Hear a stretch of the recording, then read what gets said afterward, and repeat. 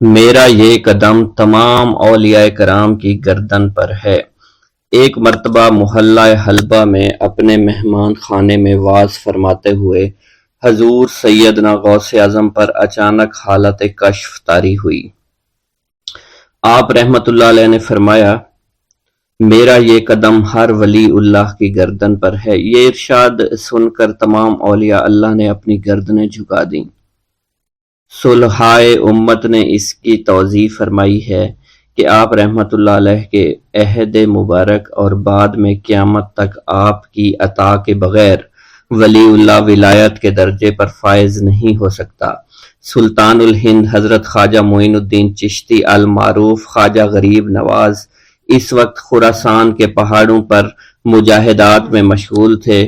انہوں نے بھی حضور سیدنا غوث اعظم کا ارشاد گرامی سن کر اپنی گردن جھکا دی اور یوں عرض گزار ہوئے، آپ کے قدمین شریفین میرے سر اور میرے آنکھوں پر ہیں۔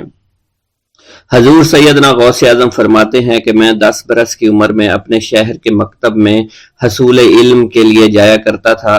اس وقت میرے ساتھ ملائکہ بھی ہوتے تھے جو میرے آگے پیچھے میری حفاظت کے لیے چلتے تھے۔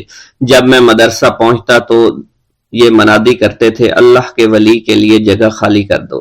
چنانچہ وہ میرے لیے جگہ خالی کر دیتے تھے۔ ایک مرتبہ میں نے ایک ایسے شخص کو دیکھا جس نے فرشتوں کی آواز سن کر کہا، جس میں کوئی مزاحمت نہ ہوگی، کہ یہ ایک نہایت معزز گھرانے کا فرد ہے اور عن قریب اس کو وہ عظمت حاصل ہوگی جس میں کوئی مزاحمت نہ ہوگی اور اس کو ایسا قرب نصیب ہوگا کہ اس کو کوئی فریب نہ دے سکے گا۔ پھر 40 برس بعد میں نے اس شخص کو پہچانا، وہ شخص ابدالوں میں سے تھا۔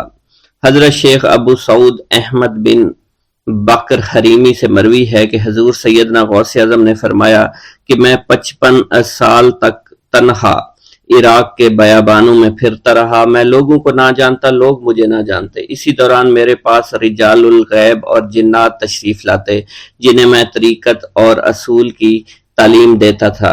ابتدا میں جب میں عراق میں داخل ہوا تو حضرت خضر میرے ہم سفر بنے اور بعد میں اس وقت ان کو پہچانتا نہ تھا اور اس کے ساتھ میرا معاہدہ ہوا کہ میں ان کے کسی حکم کی خلاف ورزی نہیں کروں گا۔ ایک مرتبہ انہوں نے مجھے ایک جگہ بیٹھنے کا حکم دیا اور میں اس جگہ 3 سال تک بیٹھا رہا۔ سال میں ایک مرتبہ حضرت خضر میرے پاس تشریف لاتے، فرماتے کہ یہی تیرا مقام ہے جہاں تجھے پہنچایا گیا ہے۔ اس عرصہ کے دوران تمام نفسانی خواہشات مجھ پر انسانی شکل میں وارد ہوئیں، لیکن اللہ عز و جل نے مجھے ہر موقع پر استقامت عطا فرمائی اور مجھے ان خرافات سے بچائے رکھا۔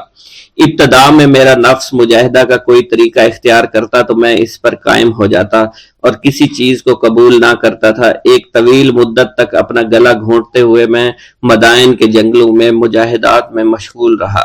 حضور سیدنا غوث اعظم فرماتے ہیں کہ میں نے اپنے نفس کو مختلف مجاہدوں، مختلف ریاضتوں اور مختلف مشقتوں میں ڈالے رکھا۔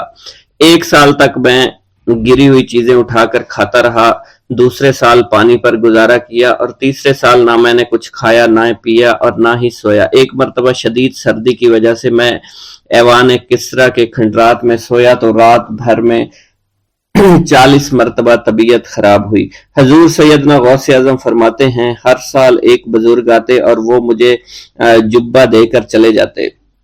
اسی طرح میں نے بے شمار طریقوں سے دنیا اور نفس سے چھٹکارا پانے کی کوشش کی۔ لوگ مجھے دیوانہ سمجھتے تھے۔ میں برہنہ جسم جنگلوں میں چلا جاتا اور کانٹوں پر لوٹتا شور مچاتا تھا۔ میرا تمام بدن سے خون جاری ہو جایا کرتا تھا اور لوگ مجھے اٹھا کر شفا خانے لے جایا کرتے، جہاں میری حالت مزید بگڑ جاتی۔ ایک وقت ایسا بھی آیا جب مجھ میں اور مردہ میں کوئی فرق نہ تھا۔ لوگ کفن لے کر آئے، غسال کو بلوایا کہ وہ مجھے غسل دے دیں۔ ابھی انہوں نے مجھے غسل دینے کے لیے تختہ پر ڈالا ہی تھا کہ میری حالت درست ہو گئی۔ میں اٹھ کھڑا ہوا۔ طریقت کی ان پرخطر راہوں میں نہ تو میں کبھی خوف زدہ ہوا اور نہ کبھی میرا نفس مجھ پر غلبہ پا سکا اور نہ ہی دنیا کی آرائش مجھے حیران کر سکی۔ حضور سیدنا غوث اعظم فرماتے ہیں، شیطان نے میرے گرد بے شمار جال بچھائے۔ جب میں نے اس سے کہا کہ یہ کیا ہے تو اس نے کہا، یہ دنیاوی چیزیں ہیں اور میں ان جالوں سے تم جیسوں کو شکار کرتا ہوں۔ میں نے 1 سال تک شیطان کا مقابلہ کیا، اس کے بچھائے ہوئے تمام جالوں کو ختم کر دیا۔ اس کے بعد میرے سینے کو کھول دیا گیا اور مجھ پر بے شمار خلائق ظاہر ہوئے۔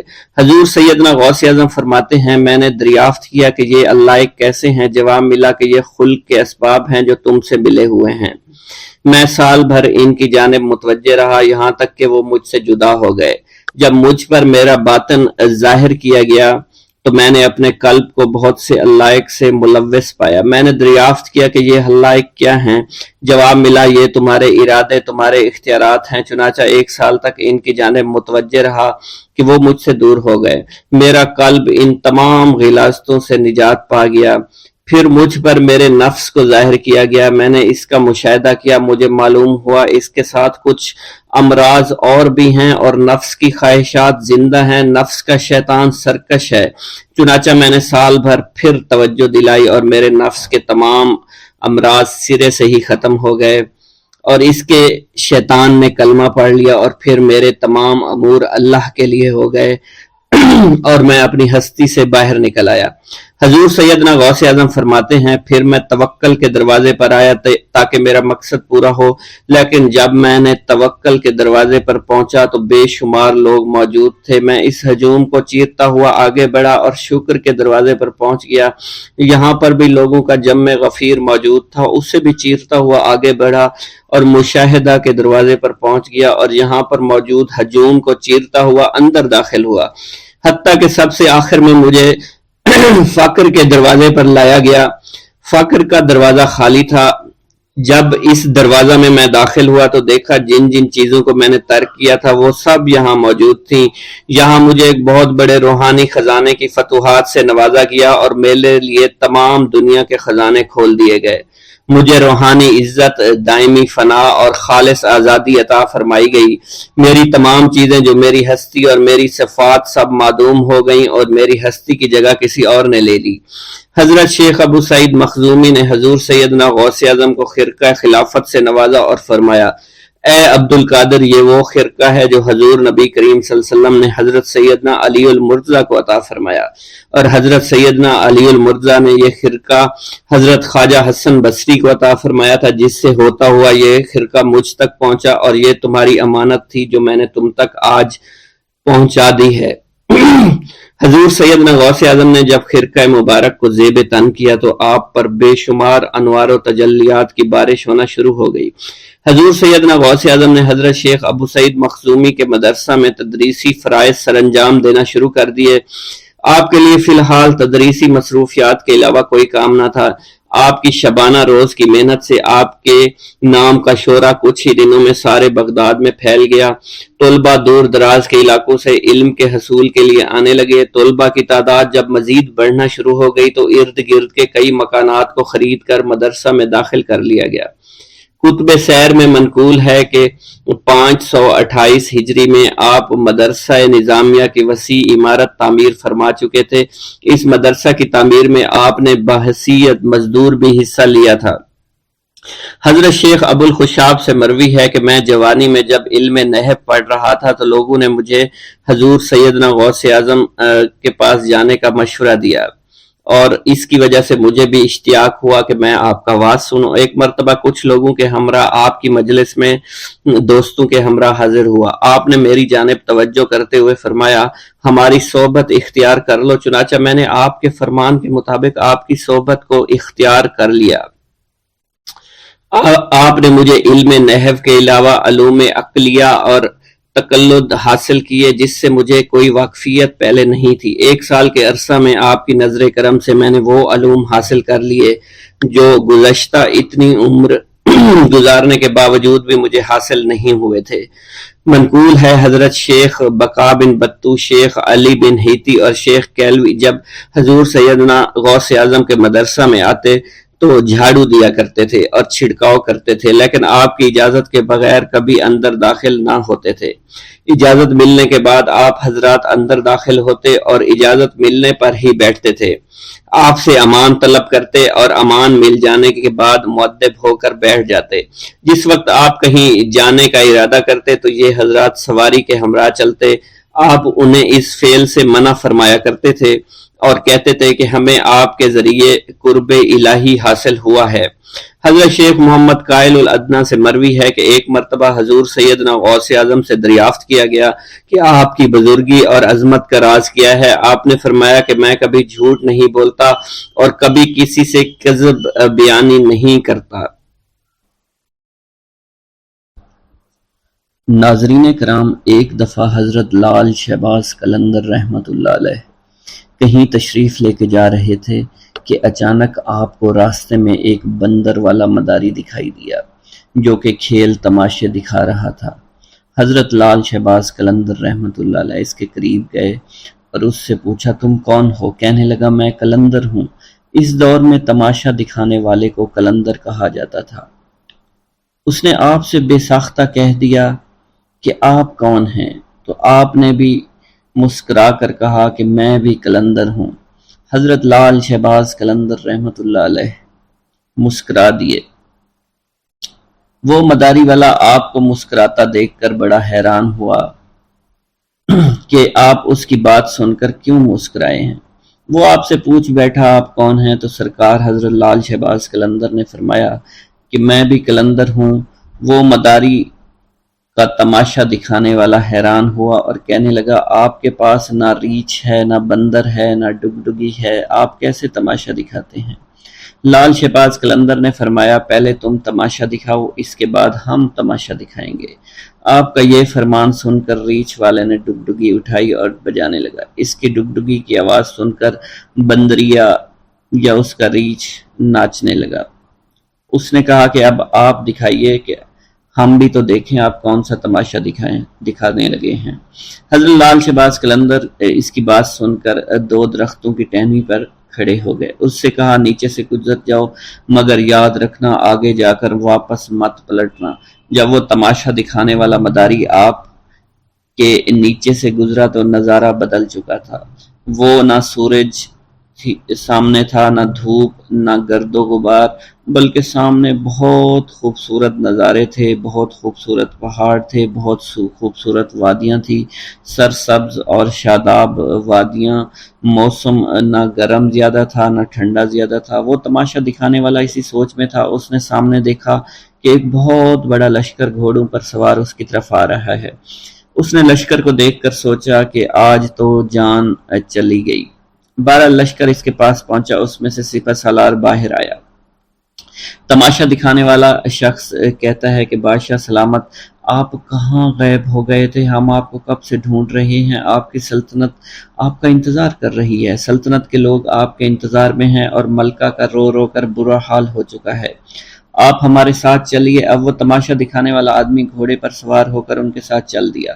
جب وہ محل میں پہنچا، عالی شان عمارت دیکھ کر حیران رہ گیا اور حیرانی سے عمارت کو دیکھ ہی رہا تھا۔ جیسے وہ اندر پہنچا، خوبصورت ملکہ اس سے گلا شکوہ کرتے ہوئے اس سے گلے لگ گئی، کہنے لگی کہاں رہ گئے تھے؟ میں بہت پریشان ہو گئی تھی۔ آپ کے لیے یا سلطنت کے سارے لوگ بہت پریشان ہیں۔ اس انسان کی حیرانگی کا آپ پتہ نہیں تھا، وہ حیران تھا یہ سب ہو کیا رہا ہے؟ یہ خوبصورت وادیاں، یہ خوبصورت محل، خوبصورت ملکہ کس کی ہے؟ یہ مجھے کیوں اپنا سمجھ رہے ہیں؟ اس کے بعد وہ تماشا دکھانے والا آدمی تھوڑی ہی دیر بعد سب کچھ بھول کر شاہی لباس پہن کر تخت پر بیٹھ گیا۔ اس کے بعد وقت گزرتا گیا، بچے ہو گئے، شہزادے اب بڑے ہو گئے، بڑھاپا آ گیا، جسم میں جان، منہ سے ذائقہ چلا گیا، مطلب وہ انسان بڑھاپے کی حد تک پہنچ گیا۔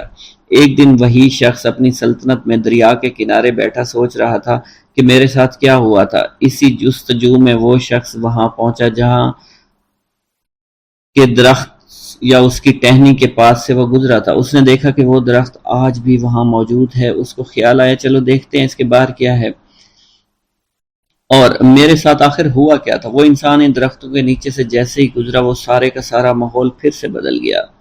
جو گزرا ہوا وقت تھا وہ واپس آ گیا۔ حضرت لال شہباز قلندر وہاں موجود تھے اور اس کی حالت جو بڑھاپے کی تھی وہ واپس بدل گئی، اور وہ سلطنت، وہ مہارانی، وہ شہزادے سب کے سب پیچھے چھوٹ گئے اور وہ واپس وہیں پر اپنے ریچھ کے پاس پہنچ گئے۔ حضرت لال شہباز قلندر رحمۃ اللہ علیہ اس وقت وہاں موجود تھے۔ وہ ڈگڈگی، وہ گرد و غبار حضرت لال شہباز قلندر کھڑے ہوئے تھے۔ مداری کو اب ایسا لگا کہ وہ ایک خواب دیکھ رہا تھا، لیکن اس کے ساتھ جو بھی ہوا وہ ایک حقیقت تھی۔ وہ حیران تھا، یہ سب کیا ہوا ہے؟ اس شخص نے جیسے ہی لال شہباز قلندر کو دیکھا تو ان سے پوچھنے لگا، میری سلطنت، میری رانی، میرے شہزادے کہاں چلے گئے؟ لال شہباز قلندر نے مسکرا کر فرمایا، ایک تماشا تم نے ہم کو دکھایا تھا اور ایک تماشا ہم نے تمہیں آج دکھا دیا۔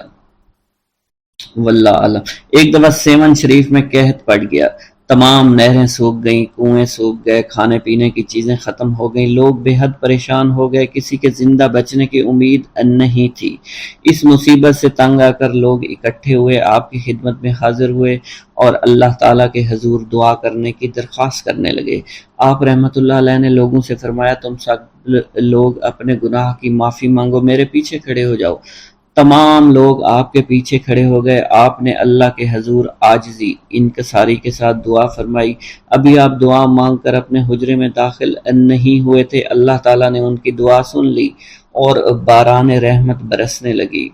ناظرین کرام، جس زمانے میں آپ گرنار میں مقیم تھے، آپ کے گرد حاجت مندوں کا ایک ہجوم سا لگا رہتا تھا۔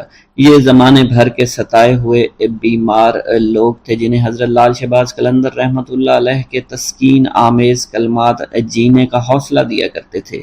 شہر میں ایک دل گرفتہ بھی رہتا تھا جس کا جوان بیٹا گم ہو گیا تھا۔ بیٹی کی جدائی سے اس شخص کی یہ حالت ہو گئی تھی کہ دن رات روتا رہتا تھا۔ عزیز و اقارب اور دوست یاروں سے صبر کی تلقین کے ساتھ ساتھ بیٹے کی موت کا یقین دلانے کی بھی کوشش کرتے تھے کہ اگر وہ زندہ ہوتا تو ضرور لوٹ آتا، یا تو کسی نے اسے قتل کر دیا ہے یا پھر اسے جنگلی جانور کھا گئے ہیں۔ جتنے منہ اتنی باتیں۔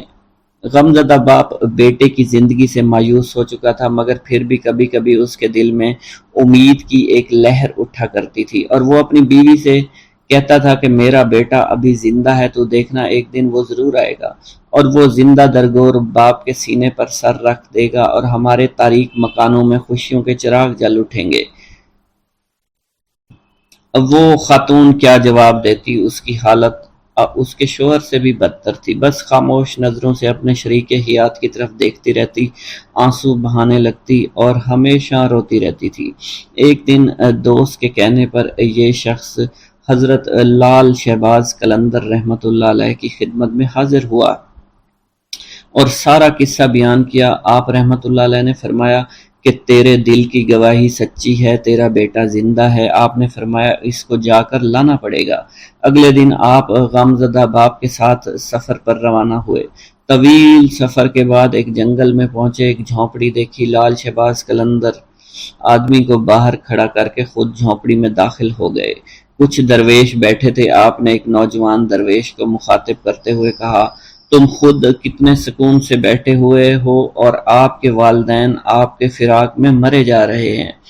آپ اس نوجوان کو لے کر جھونپڑی سے باہر آئے، باہر آ کر اس کے باپ سے اس کی ملاقات کروائی۔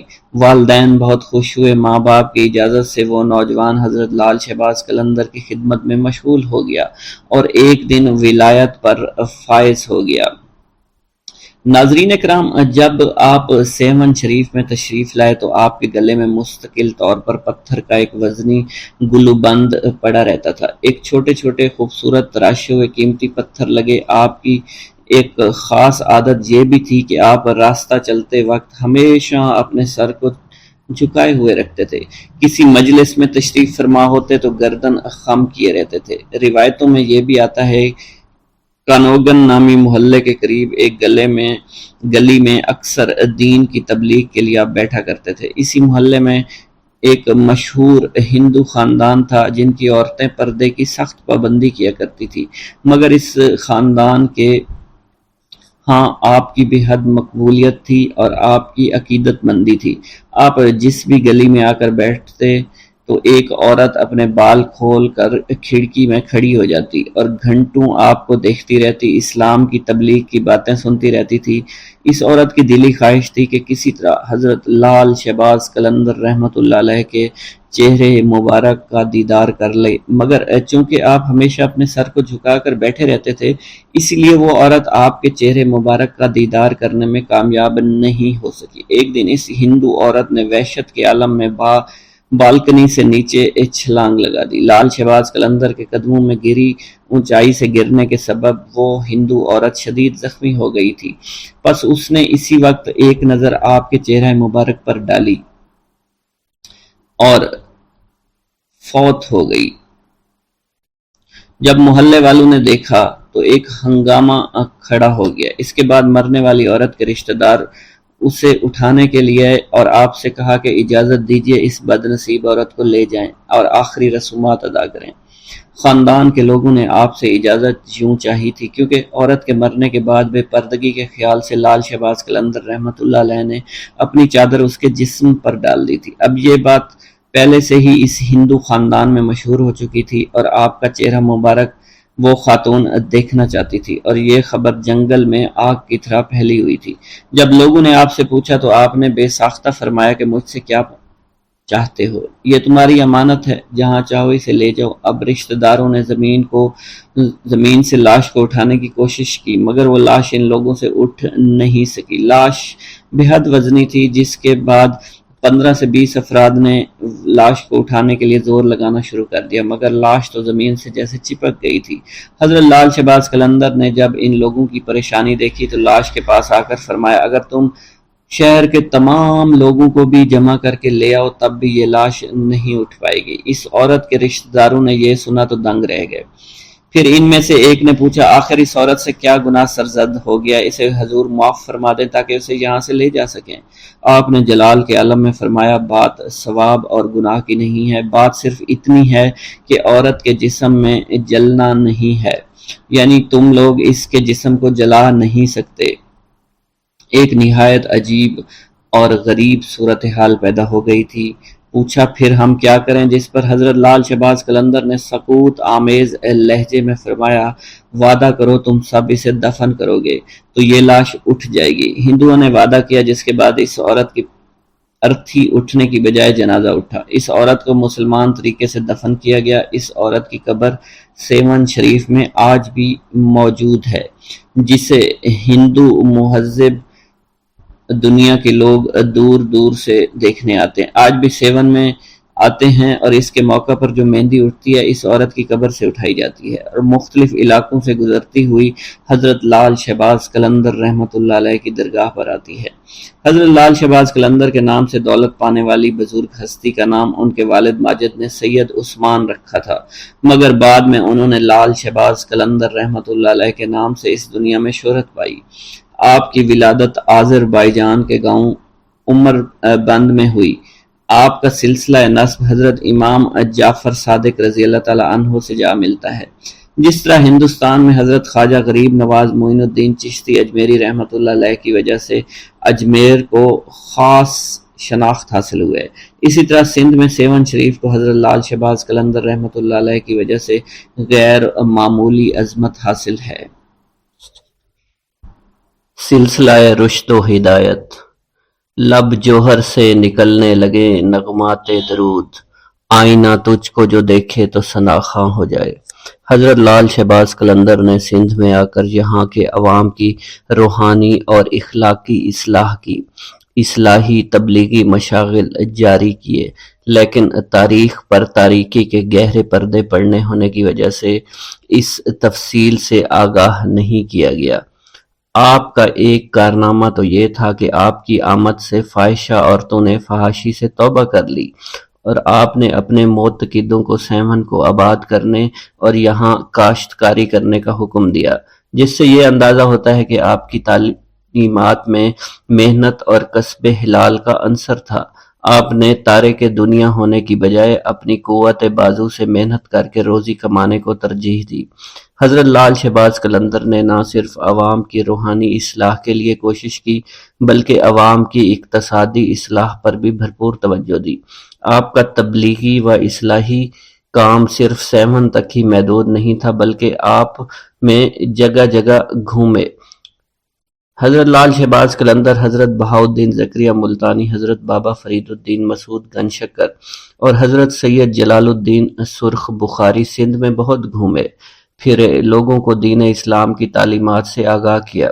حضرت لال شہباز قلندر کے سندھ میں گھومنے اور تبلیغ اسلام کے سلسلے میں لکھا گیا ہے، رکن پور حضرت شیخ رکن الدین ملتانی کے نام پر ایک گاؤں ہے۔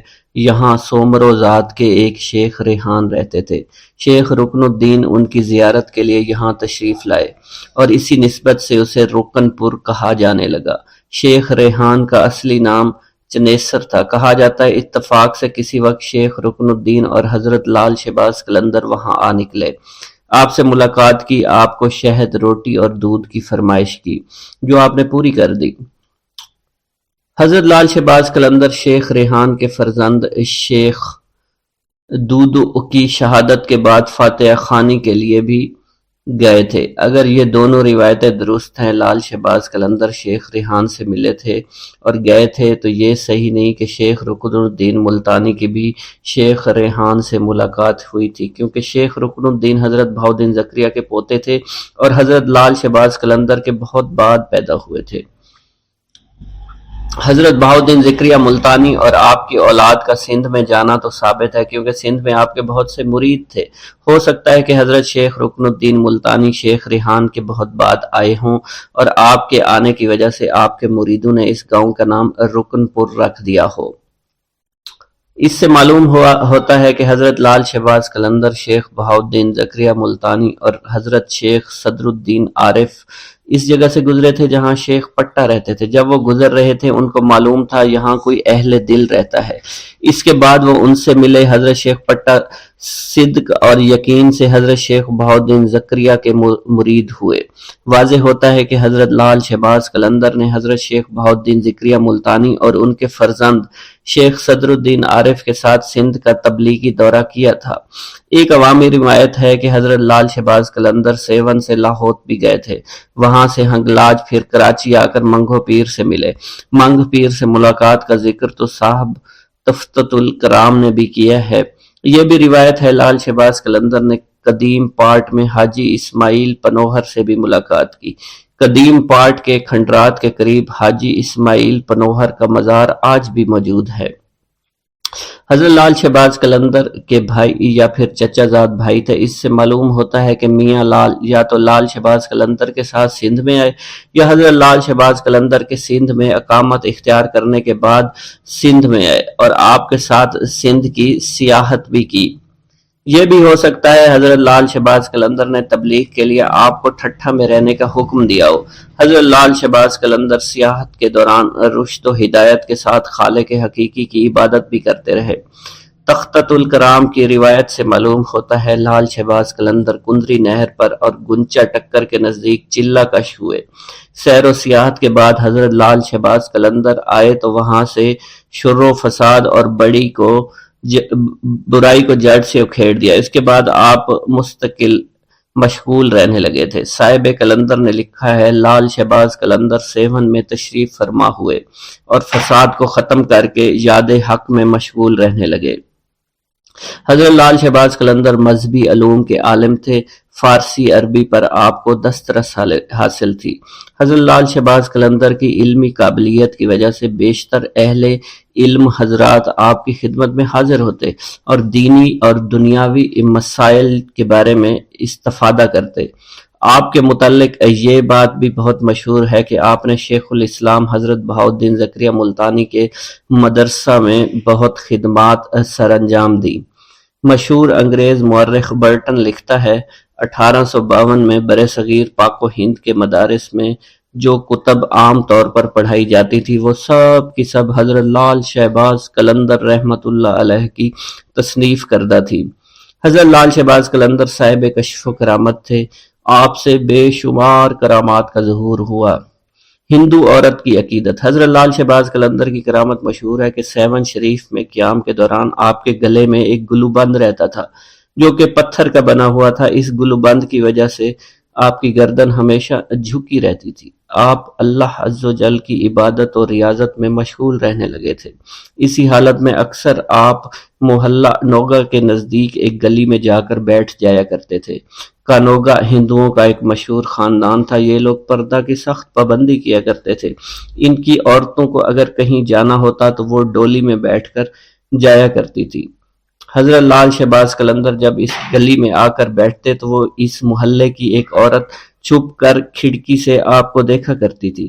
آپ نے کبھی بھی اس عورت کی طرف نظر اٹھا کر نہیں دیکھا، چونکہ آپ کے گلے میں گلو بند رہتا تھا، اس لیے آپ اپنا چہرہ اٹھا کر کسی طرف نہیں دیکھا کرتے تھے۔ ایسی حالت میں وہ عورت بھی آپ کے چہرے کی زیارت نہیں کر سکتی تھی۔ یہ سلسلہ کافی عرصہ تک چلتا رہا۔ وہ عورت آپ کے دیدار پر قادر نہ آ سکی۔ آخر ایک دن اس قدر بےتاب ہوئی، کھڑکی سے چھلانگ لگا دی، آپ کے قدموں میں آ کر گر پڑی۔ اس نے آپ کے چہرہ دیکھا، اس کی روح قفس ارسری سے پرواز کر گئی۔ اس بات کی خبر پورے محلہ میں پھیل گئی۔ لوگ بھاگتے ہوئے آئے تاکہ اس عورت کی لاش کو اٹھا کر لے جائیں۔ عورت کے گھر والوں نے اس کی لاش کو اٹھانا چاہا مگر وہ کامیاب نہیں ہو سکے۔ اس صورتحال کو دیکھ کر ان لوگوں نے آپ کی خدمت میں عرض کی کہ ہمیں لاش اٹھا کر لے جانے کی اجازت مرحمت فرمائیں۔ حضرت لال شہباز قلندر نے فرمایا، اگر تم سچے دل سے نیت کے ساتھ اس کو اٹھاؤ، تم اس کو جلانے کی بجائے دفن کرو تو پھر تمہیں اس کو اٹھانے کی اجازت دوں گا، ورنہ نہیں۔ ان لوگوں نے آپ سے وعدہ کیا وہ عورت کو دفن کریں گے۔ چنانچہ اب انہوں نے لاش کو اٹھانا چاہا تو وہ اٹھائی گئی۔ پھر انہوں نے اسے اسلامی اصولوں کے مطابق اسی محلہ میں بڑے دروازے کے نزدیک دفن کر دیا۔ اب بھی اس کا مزار وہاں موجود ہے، اور حضرت لال شہباز قلندر کا عرس مبارک ہوتا ہے تو وہاں آپ کی مہندی اٹھائی جاتی ہے اور بڑی دھوم دھام سے اس کو لے کر آپ کی درگاہ شریف پر لایا جاتا ہے۔ بھوک اللہ کے خزانوں میں سے ایک خزانہ ہے۔ حضرت شیخ ابو محمد فرماتے ہیں، ایک روز میں حضور سیدنا غوث اعظم کی خدمت میں ایسی حالت میں حاضر ہوا کہ فاقہ سے تھا، اور میرے اہل و عیال بھی کئی دنوں سے بھوکے تھے۔ میں نے آپ کی خدمت میں سلام عرض کیا تو آپ نے میری دلی کیفیت کو بھانپتے ہوئے فرمایا،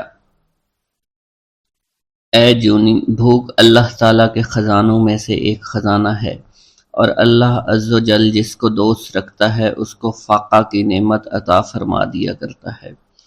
حضرت شیخ زین الدین فرماتے ہیں، ایک مرتبہ میں اور ایک میرا دوست حج کی ادائیگی کے بعد بغداد شریف آئے۔ بغداد شریف میں ہم کسی کو جانتے نہیں تھے اور ہمارے پاس صرف ایک قبضہ کمان تھی، جسے فروخت کر کے ہم نے کچھ چاول خریدے اور انہیں پکایا۔ ہم ان چاولوں سے سیر نہ ہو سکے اور نہ ہی ہمیں کوئی لطف محسوس ہوا۔ بعد ازاں ہم حضور سیدنا غوث اعظم کی محفل میں حاضر ہوئے تو آپ کچھ کلام فرما رہے تھے۔ ہمیں دیکھتے ہی آپ نے اپنا کلام قطع کر لیا اور فرمانے لگے، حجاز مقدس سے کچھ مہمان آئے اور ان کے پاس قبضہ کمان کے سوا کچھ نہ تھا، جسے انہوں نے فروخت کر کے چاول خریدے اور انہیں پکا کر کھایا، لیکن نہ ہی وہ سیر ہوئے اور نہ ہی لطف اندوز۔ حضرت شیخ زین الدین ابو الحسن علی بن ابو طاہر ابراہیم انصاری فرماتے ہیں، ہم نے جب حضور سیدنا غوث اعظم کا یہ کلام سنا تو ہم نہایت حیران ہوئے۔ محفل کے اختتام پر آپ نے دسترخوان بچھوایا۔ میں نے آہستگی سے اپنے دوست سے اس کی پسندیدہ چیز کے متعلق پوچھا تو اس نے کہا، حلوہ کھانا چاہتا ہے، اور میرے دل میں اس وقت شہد کی خواہش پیدا ہوئی۔ ابھی یہ سب کچھ ہمارے دلوں میں ہی تھا کہ حضور سیدنا غوث اعظم نے اپنے خادمین کو حکم دیا، جاؤ حلوہ شہد لے آؤ۔ خادمین نے حکم کی، تعمیل کی اور حلوہ اور شہد ہمارے سامنے لا کر رکھ دیا۔ آپ کا اس طرح ہمارے دلوں کی بات پر مطلع ہونے سے ہم حیران رہ گئے۔ حضرت ابو حفص عمر بن صالح بغدادی ایک مرتبہ اپنی اونٹنی کو ہانکتے ہوئے حضور سیدنا غوث اعظم کی خدمت میں حاضر ہوئے۔ عرض کرنے لگے، حضور، میں حج کے لیے بیت اللہ شریف جانا چاہتا ہوں، مگر میری یہ اونٹنی میرا ساتھ دینے کے قابل نہیں ہے، اور فی الحال میرے پاس کوئی دوسری سواری بھی نہیں ہے۔ آپ نے اس اونٹنی کی پشت پر ہاتھ پھیرا۔ اس کے بعد حضرت ابو حفص عمر بن صالح بغدادی نے اس اونٹنی کو ایڑی لگائی تو وہ اونٹنی بیت اللہ شریف تک بھاگتی ہی چلی گئی اور کوئی دوسری سواری اس کے قریب نہیں پہنچ سکی۔ حضرت ابو حامد فرماتے ہیں، میں ایک مرتبہ بغداد شریف میں حضور سیدنا غوث اعظم کی خدمت میں حاضر ہوا اور اپنا مصلی آپ کے نزدیک بچھا کر بیٹھ گیا۔ آپ نے مجھ سے فرمایا، اے حامد، تم عنقریب بادشاہوں کے دسترخوان پر بیٹھو گے۔ चुनाचा जब मैं हिरान वापस पहुंचा तो सुल्तान नूरुद्दीन जंगी ने मुझे अपने पास रहने पर मजबूर कर दिया और मुझे अपना मसाहिब खास मुकर्रर कर दिया और नाज़िम औकाफ मुकर्रर फरमाया। हज़रत शेख अबुल मुज़फ़्फ़र इस्माइल से मनकूल है कि एक मरतबा हज़रत शेख अलीहीती बीमार हो गए। हजूर सैयदना गौसे आज़म उनकी इयादत के लिए तशरीफ़ लाए। आपने उनके नज़दीक खजूर के 2 दरख्त देखे जो 4 साल से खुश्क थे और इन पर फल नहीं आता था। आपने इन दरख्तों के नीचे बैठकर वुज़ू किया और 2 रकात नमाज अदा फरमाई। कुछ दिन गुजरने के बाद इन दरख्तों पर फल लग गए और वो दोबारा से सरसब्ज़ व शादाब हो गए। झोली को मेरी भर दो वरना कहेगी दुनिया, ऐसे सखी का मंगता फिरता है मारा मारा। मौलाना अब्दुर्रहमान जामी फरमाते हैं, हजूर सैयदना गौसे आज़म का एक मुरीद आपके हमरा मस्जिद की जानिब जा रहा था। जुम्मा का दिन था। इस दिन किसी भी शख्स ने आपको देखकर ना सलाम किया ना ही कुछ तवज्जो फरमाई। इस मुरीद के दिल में ख्याल आया कि पहले तो आप जुम्मा की नमाज की अदायगी के लिए बड़ी मुश्किल से लोगों के हजूम में से होते हुए मस्जिद की जानिब तशरीफ़ ले जाया करते थे और आज कोई शख्स भी आपको सलाम नहीं कर रहा है और ना आपके नज़दीक आ रहा है। मौलाना अब्दुर्रहमान जामी फरमाते हैं, अभी ये ख्याल इस मुरीद के दिल में ही था कि हजूर सैयदना गौसे आज़म ने मुस्कुरा कर इस मुरीद को देखा। फिर लोगों का एक जम्मे गफ़ीर इकट्ठा हो गया और हर कोई आपसे सलाम करने का ख्वाहिशमंद था, यहाँ तक कि इस मुरीद और आपके दरमियान हजूम हायल हो गया। इस मुरीद के दिल में यह ख्याल आया कि ये पहला हाल अच्छा था जब मैं और आप तन्हा थे। मौलाना अब्दुर्रहमान जामी फरमाते हैं, हजूर सैयदना गौसे आज़म शेख अब्दुल कादिर जीलानी ने एक मरतबा फिर इस मुरीद की दिली कैफियत को भांपते हुए फरमाया, तुम्हें मालूम नहीं लोगों के दिल मेरी मुट्ठी में हैं, मैं उन्हें चाहूं तो फेर दूं, चाहूं तो अपनी जानिब मुतवज्जे कर लूं। एक मरतबा एक औरत हजूर सैयदना गौसे आज़म की खिदमत में बेटे को लेकर हाजिर हुई। अर्ज किया, मेरे इस बेटे को आपसे दिली लगाव है, आप इसे अपनी गुलामी में कबूल फरमा लें। मैं अल्लाह अज़्ज़ व जल और आपकी खातिर अपने बेटे पर अपने हक को माफ़ करती हूँ। आपने इस लड़के को कबूल फरमा लिया। चंद रोज़ बाद वो औरत अपने बेटे से मिलने के लिए आई तो वो लड़का आपके हुक्म से मुजाहिदात में मशगूल था और बेहद कमज़ोर और लाग़िर हो चुका था। इस औरत ने जब आपको देखा तो आप इस वक्त मुर्गी का गोश्त खा रहे थे, आपके सामने हड्डियां पड़ी हुई थी। इस औरत ने आपसे कहा कि आप खुद तो मुर्गी खाते हैं जबकि मेरा बेटा सख्त मुजाहिदात में मशगूल है। आपने इस औरत की बात सुनने के बाद हड्डियों की जानिब इशारा किया और हुक्म दिया, अल्लाह अज़्ज़ व जल के हुक्म से जिंदा हो जाओ। आपका ये फरमाना था कि इन हड्डियों से एक सालिम मुर्गी जिंदा खड़ी हो गई। आपने फरमाया कि जब तेरा बेटा इस मंजिल पर पहुंच जाएगा तो फिर जो चाहेगा खाएगा। मनकूल है, एक मरतबा हजूर सैयदना गौसे आज़म को अल्लाह अज़्ज़ व जल की जानिब से हुक्म हुआ कि 700 मर्दों और 700 औरतों को वासिल बिल्ला करें। आपने अल्लाह के इस फरमान के मुताबिक मजमा आम में नज़र दौड़ाई तो मजमा में से 700 मर्द और 700 औरतें अलहदा हो गईं। आपने उन पर निगाह वलायत डाली तो वो सब वासिल अल्लाह हो गए। हजूर सैयदना गौसे आज़म मदीना मुनव्वरा में हजूर नबी करीम के रोज़ा मुबारक पर हाज़री देने के बाद बापियादा बगदाद शरीफ वापस तशरीफ़ ला रहे थे। रास्ते में एक चोर जो कि नाका लगाकर किसी मुसाफिर का इंतज़ार कर रहा था, उसने आपको करीब आने पर रोक लिया। आपने इस चोर से दरियाफ्त किया, तुम कौन हो? उसने कहा, देहाती हूँ। आपको बजरिया कश्फ उसकी बदनीयती की खबर हो चुकी थी। इसी दौरान इस चोर के दिल में ख्याल पैदा हुआ कि ये गौसे आज़म होंगे। आपने इसके दिल की बात को भांपते हुए फरमाया कि मैं अब्दुल कादिर हूँ। चोर ने जब आपकी बात सुनी फौरन कदमों में गिर पड़ा और माफ़ी का खासकार हुआ। आपको उसकी हालत पर तरस आ गया। आपने अल्लाह अज़्ज़ व जल के हजूर उसके लिए दुआ फरमाई तो निदाए गैबी सुनाई दी, ए गौस, इस चोर को सीधे रास्ता दिखाते हुए कुतुब बना दो। आपने इस चोर की जानिब निगाह दौड़ाई तो आपके फैज़ रूहानी से कुतुब के दर्जे पर वो फायज हो गया।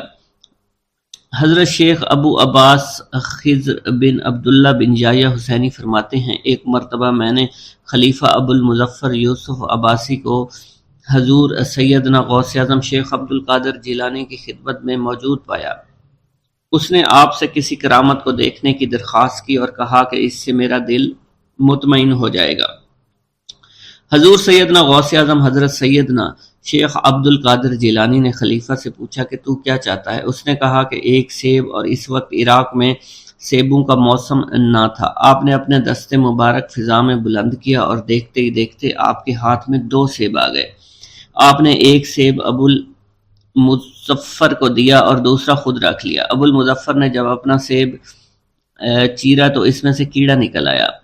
اس نے جب اپنا سیب چیرا تو یہ اندر سے سفید تھا، اس میں سے کستوری کی خوشبو آ رہی تھی۔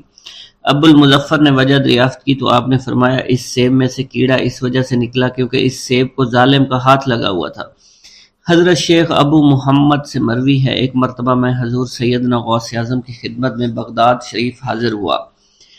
کچھ دنوں تک آپ کے ہاں قیام پذیر رہا اور روحانی فیوز و برکات سے مالا مال ہوا۔ بعد ازاں جب میں واپس اپنے ملک مصر روانہ ہونا لگا تو آپ نے مجھ سے فرمایا کہ کبھی کسی سے کوئی چیز مت مانگنا۔ پھر آپ نے اپنی انگشت شہادت میرے منہ میں ڈالی اور فرمایا کہ اسے اچھی طرح چوسو۔ چنانچہ میں نے آپ کے فرمان کے مطابق ایسا ہی کیا۔ جب میں آپ سے اجازت لینے کے بعد واپس اپنے ملک مصر روانہ ہوا تو بغداد شریف سے مصر تک کی طویل مسافت کے دوران مجھے کچھ بھوک محسوس نہیں ہوئی، اور میں جوں جوں آگے بڑھتا رہا اپنے جسم میں توانائی کو پہلے سے زیادہ پاتا۔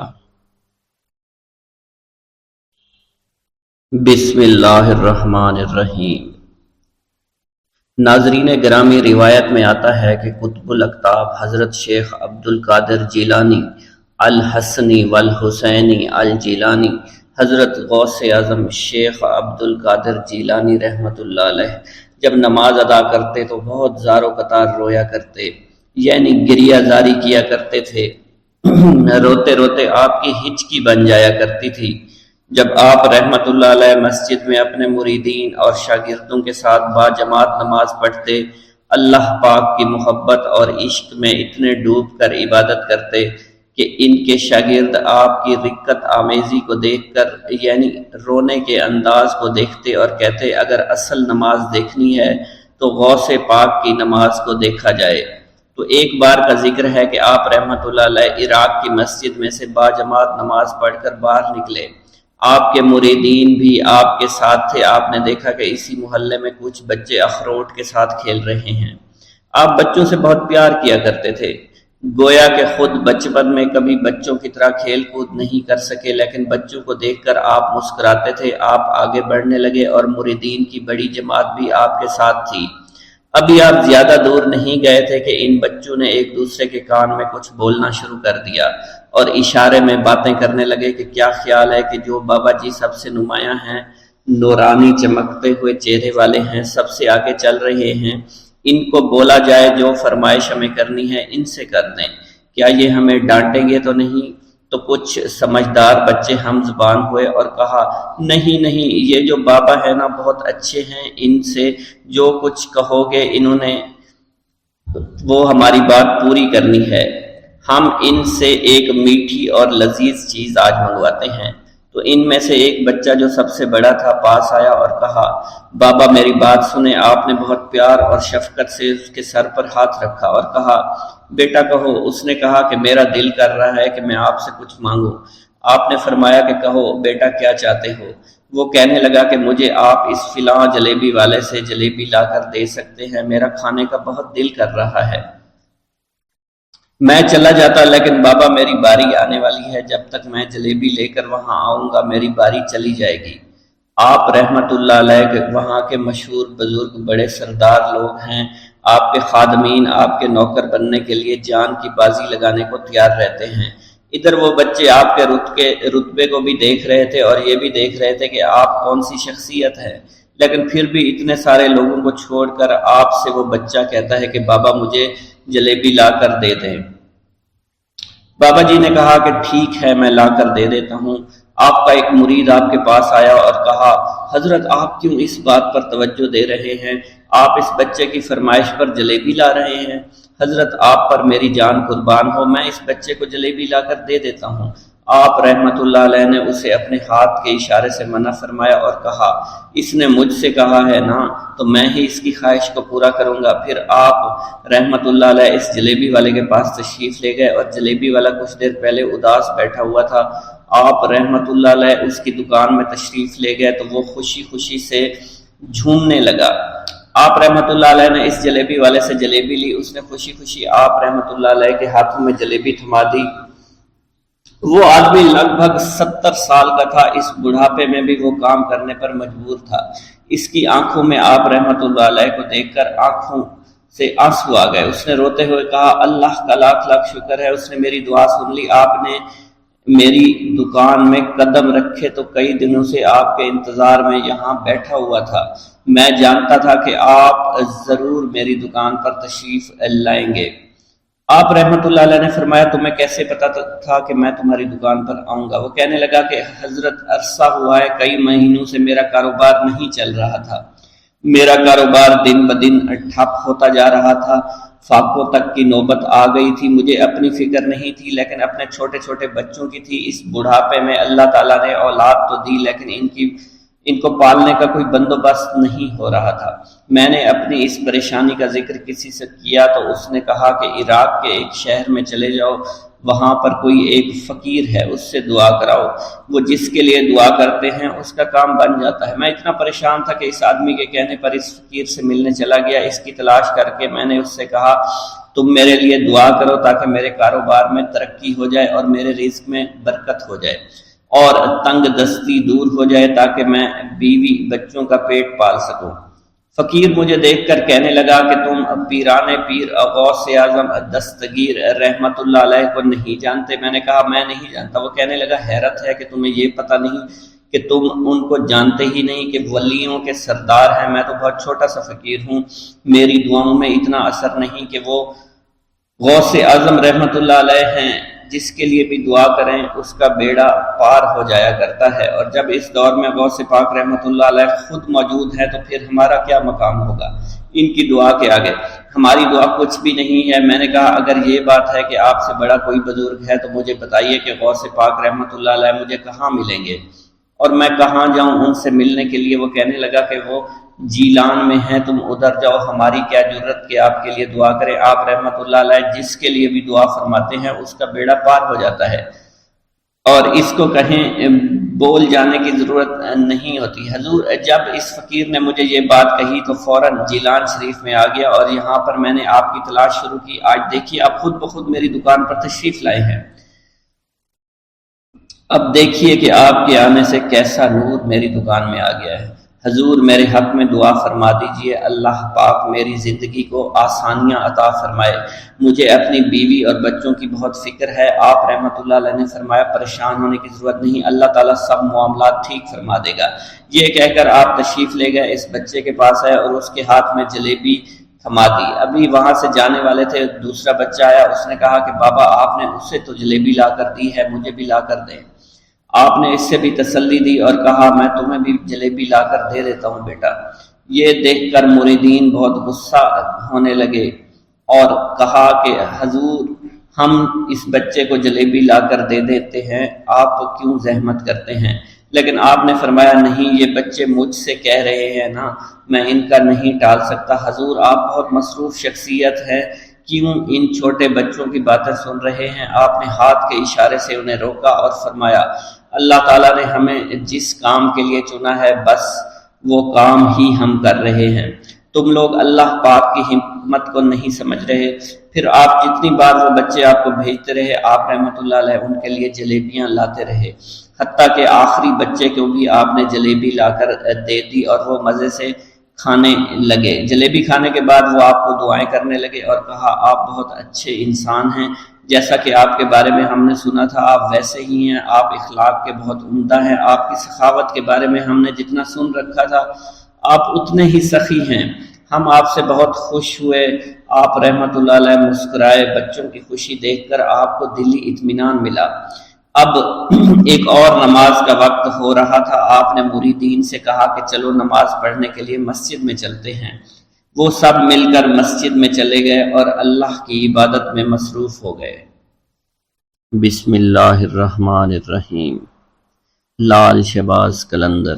سندھ میں ہزاروں بزرگان دین، اولیاء اللہ اور صوفیاء کرام نے رشد و ہدایات اور فیوز و برکات کا سلسلہ جاری رکھا۔ انہی صوفیاء کرام میں حضرت لال شہباز قلندر رحمۃ اللہ علیہ کا نام چوٹی کے علماء کرام میں ہوتا ہے۔ پیارے دوستو، روایت میں آتا ہے کہ حضرت لال شہباز قلندر رحمۃ اللہ علیہ نے ظاہری علوم کی تکمیل کے بعد تصوف و معرفت کے علوم حاصل کرنے کے لیے مروان سے سبزوار کا سفر طے کیا اور وہاں سید ابراہیم ولی جو کہ حضرت امام موسیٰ کاظم رحمۃ اللہ علیہ کی اولاد میں سے تھے، ان کی خدمت میں رہ کر آپ نے معرفت کے اعلیٰ منازل طے کیے۔ آپ رحمۃ اللہ علیہ کے مرشد نے آپ کی صلاحیتوں کو دیکھ کر خلافت کی دستار سے بھی نواز دیا۔ پیارے دوستو، اس کے بعد مختلف اولیاء کرام کے درگاہوں پر حاضری دی۔ آپ رحمۃ اللہ علیہ نے حج بیت اللہ کیا اور اس کے بعد آپ نے سندھ کے علاقوں کا رخ کیا۔ سندھ کا علاقہ حضرت لال شہباز قلندر کے لیے بالکل انجان تھا۔ آپ یہاں کی زبان اور ثقافت سے واقف نہیں تھے۔ سندھ تشریف لانے کے بعد ایک مقام پر آپ نے قیام کیا اور ایک دن عشاء کی نماز کے بعد ایک بڑا عجیب واقعہ پیش آیا۔ حضرت لال شہباز قلندر نے اپنے عقیدت مندوں کی موجودگی میں قلعہ کی جانب رخ کر کے فرمایا کہ بودلہ، اب تم ہمارے پاس چلے آؤ۔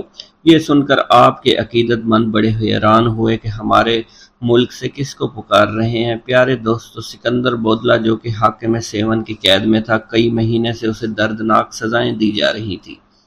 ادھر آپ کی زبان مبارک سے یہ کلمات ادا ہوئے اور ادھر بودلہ کا جسم اچانک زنجیروں سے آزاد ہو گیا۔ بودلہ بڑی حیرانگی میں تھا کہ یکایک زندان کا دروازہ کھل گیا۔ بودلہ کو اپنے مرشد کی آواز سنائی دے رہی تھی۔ بودلے نے بے اختیار نعرہ لگایا، میرا مرشد آ گیا۔ پیارو دوستو، تیزی سے اٹھا اور قید خانے سے باہر کی جانب جو ہے وہ دوڑنے لگا۔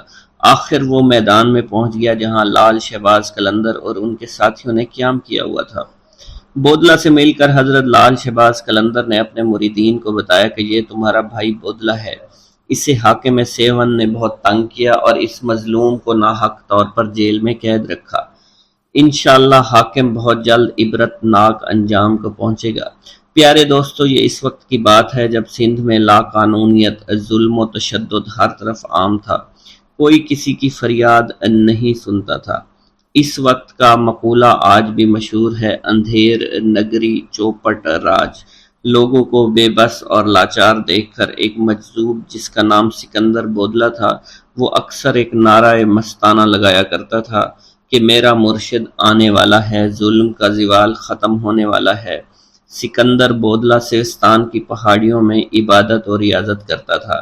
ایک رات سکندر بودلہ نے خواب میں ایسی آواز سنی کہ ایک مرد قلندر آ رہا ہے جو تاریکی کو نور میں بدل دے گا۔ پھر اکثر ان بزرگ کی بات پر یہ کلمات جاری رہتے، میرا مرشد آ رہا ہے۔ پیارے دوستو، اس نعرے کو سن کر شہر کے لوگوں کے دلوں میں یہ دعا اٹھتی تھی کہ خدا کرے کہ ہمارا کوئی نجات دہندہ بڑی جلدی آ جائے، ہمیں راجہ کے ظلم سے بچا لے۔ مجذوب کی آواز ایسی کڑکدار تھی کہ راجہ کے گلے کے دیوار کو چیر کر اندر پہنچ جاتی تھی۔ رات کے اندھیرے اور سناٹے میں یہ پرسوز آواز جو ہے لوگوں کی نیندیں اڑا دیتی تھی۔ شروع میں تو راجہ اور لوگوں نے نعروں کو سن کر نظر انداز کیا، لیکن جب نعروں میں شدت بڑھتی گئی تو وہ بھی حق کے لیے اٹھ کھڑے ہوئے اور فلک شگاف نعروں نے راجہ کو غصہ دلا دیا، بلکہ راجہ خوف زدہ ہو گیا۔ راجہ نے اپنے سپاہیوں کو حکم دیا کہ اس کو فوراً گرفتار کر کے میرے سامنے پیش کیا جائے۔ راجہ کے سامنے سکندر بودلہ کو پیش کیا گیا تو تب بھی آپ کی زبان پر یہی الفاظ ہے، میرا مرشد آنے والا ہے اور ظلم کا زوال ہونے والا ہے۔ راجہ یہ سن کر غضبناک ہو گیا۔ اس نے سکندر بودلہ کو قید کروا دیا، لیکن قید خانے میں اس کے فلک شگاف نعرے بالکل بند نہیں ہوئے۔ راجہ رات بھر عذاب کی آگ میں جلتا رہا۔ صبح ہوئی تو اس نے اپنے وزیروں کو طلب کیا۔ وزیروں نے کہا کہ اس آدمی کی زبان کاٹ دی جائے۔ راجا نے حکم دیا سکندر بودلہ پر کوڑوں کی بارش کی جائے، اور پھر بھی یہی کہا کرتا تھا کہ میرا مرشد آنے والا ہے اور ظلم کا زوال ہونے والا ہے۔ سکندر بودلہ پر بے انتہا تشدد کیا گیا۔ سکندر بودلہ بار بار بے ہوش ہو جاتا تھا۔ اتنا تشدد کسی دیوار پر کیا جاتا تو وہ بھی بلک اٹھتی۔ راجا نے دیکھا دیوانہ سکندر بودلہ کڑے پہننے کے بعد، جو کہ نہایت آسانی کے ساتھ ان کے پاس پہنچ چکا ہے، تو اس نے اپنے علاقے کو جادوگروں کو طلب کر کے انہیں حکم دیا کہ تم جا کر حضرت لال شہباز قلندر کا مقابلہ کرو۔ سیون پہ جادوگروں نے مقابلے سے پہلے ہی اپنی ہار مان لی اور کہنے لگے کہ انہیں ہرانا ہمارے بس کی بات نہیں۔ البتہ جادوگروں نے راجا کو مشورہ دیا، اگر کسی طرح مسلمان درویش کے پیٹ میں حرام غذا داخل کی جائے تو اس کی ساری روحانی طاقت اور شکتیاں ضائع ہو جائیں گی، پھر ہمارے جادو کی طاقت اس پر غالب آ جائے گی۔ راجا نے ایک روز اس سے حرام جانور کا گوشت پکایا اور پکوان سجا کر مسلمان درویش حضرت لال شہباز قلندر کی خدمت میں بھجوا دیا۔ جب یہ پکوان حضرت لال شہباز کی خدمت میں پیش کیا گیا تو کھانا دیکھتے ہی قلندر رحمت اللہ علیہ کا چہرہ بالکل بدل گیا۔ آپ نے حکم دیا اس پکوان کو اٹھا دیا جائے، اور آپ رحمت اللہ علیہ فرمانے لگے، ہمارا خیال تھا کہ وہ کافر راجہ اتنی نشانیاں دیکھنے کے بعد ایمان لے آئے گا، مگر جس کی تقدیر میں ہلاکت بربادی لکھی جا چکی ہو اسے اللہ کے سوا کوئی نہیں ٹال سکتا۔ آپ کے اس عمل سے لرزہ طاری ہو گیا اور پھر دوسرے لمحے زمین لرزنے لگی۔ سیون شدید زلزلے کی لپیٹ میں آ گیا۔ زمین نے 2-3 کروٹیں لی اور طاقت اور اقتدار کا سارا کھیل اچانک ہی ختم ہو گیا۔ ادھر لال شہباز قلندر کے سامنے کھانے کا خوان الٹا پڑا تھا، ادھر حاکم سیون کے قلعے کی بنیادیں الٹ چکی تھی۔ پیارے دوستو، اسی طرح ایک اور روایت میں آتا ہے کہ ایک مجذوب حضرت لال شہباز قلندر کا دیوانہ تھا۔ اس کو ساری دنیا میں حضرت لال شہباز قلندر سے زیادہ کوئی بھی پیار نہیں کرتا تھا۔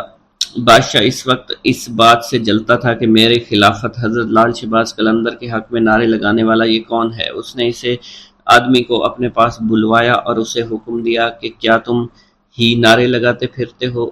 راجہ چوپٹ کو اس مجذوب نے جواب دیا، ہاں میں ہی نعرے لگاتا ہوں، میرا مرشد لال شہباز قلندر ہے۔ یہ کہہ کر اس مجذوب آدمی نے دوبارہ دیوانہ وار اونچی اونچی آواز میں نعرے لگانا شروع کر دیا۔ راجہ چوپٹ نے پوچھا، تمہارا نام کیا ہے؟ اس نے کہا، میرا نام سکندر بودلہ ہے۔ تو راجہ چوپٹ نے کہا کہ قلندر کے حق میں نعرے لگانا بند کرو۔ یہ سن کر بودلہ بہار کی آواز میں مزید شدت آ گئی اور اس راجہ کی بد دماغی اپنے عروج کو پہنچ چکی تھی۔ اس نے حکم دیا کہ مجھ سے بغاوت کرنے کے جرم میں اس آدمی کو ذبح کر کے پکایا جائے اور سب لوگ اس کا گوشت کھائیں۔ بادشاہ کا حکم ملتے ہی اس کے سپاہیوں نے سکندر کو جلا کر قتل کر دیا اور ایک بڑے دیگچے میں ان کا گوشت پکایا گیا اور سب لوگوں نے وہ گوشت کھا لیا۔ پیارے دوستو، ادھر لال شہباز قلندر رحمت اللہ علیہ دیوانہ وار دھمال ڈال رہے تھے۔ حضرت لال شہباز قلندر معمول کے مطابق بودلہ بہار پکار رہے تھے۔ انہوں نے جیسے ان کلمات کو پکارا تو مختلف روایات میں آتا ہے کہ جن جن لوگوں نے حضرت بودلہ کا گوشت کھایا تھا ان پر عجیب و غریب قہر طاری ہو گیا تھا۔ جو بوٹیاں وہ کھا چکے تھے ان کے منہ اور میدوں سے نکل کر لال شہباز قلندر کے پاس آ گئیں۔ ساری بوٹیاں جمع ہونا شروع ہو گئیں۔ جب بوٹیوں کے تمام اعضاء جمع ہو گئے تو ان اعضاء نے ایک جسم کی شکل اختیار کر لی اور اس جسم نے بھی دھمال ڈالنا شروع کر دی۔ تھوڑی دیر کے بعد وہ جسم دوبارہ ٹکڑے ٹکڑے ہو گیا۔ پیارے دوستو، یہ منظر دیکھ کر راجہ گھبرا گیا تو لال شہباز قلندر نے چوپٹ راجہ سے پوچھا، تو نے میرے مرید کو شہید کیوں کیا؟ تو نے ایسا کام کیوں کیا؟ تو راجہ نے گھبراتے ہوئے بولا کہ اس آدمی کو میں نے اس لیے قتل کروایا ہے کیونکہ میرے قلعے کی دیوار میں ایک کھڑکی ہے جہاں اکثر میری بیٹی بیٹھا کرتی ہے، وہ اپنے بالوں کو سنوارتی ہے، اس کے بالکل سامنے یہ آدمی رہتا تھا۔ یہ میری بیٹی کا عاشق ہو گیا، مجھے علم ہوا تو میں نے رسوائی سے بچنے کے لیے اس آدمی کا قتل کرا دیا۔ پیارے دوستو، یہ سن کر لال شہباز قلندر نے راجہ سے کہا، تمہیں اس کا خمیازہ بھگتنا پڑے گا، مگر راجہ لال شہباز قلندر کو دھمکاتے ڈراتے اپنے محل کی جانب چلا گیا۔ پھر لال شہباز قلندر نے اپنے مرید کی یاد میں بے تحاشا روئے۔ آپ نے راجہ چوپٹ کو بد دعا دی، جس سے راجہ کا کلٹ ہمیشہ کے لیے الٹ گیا۔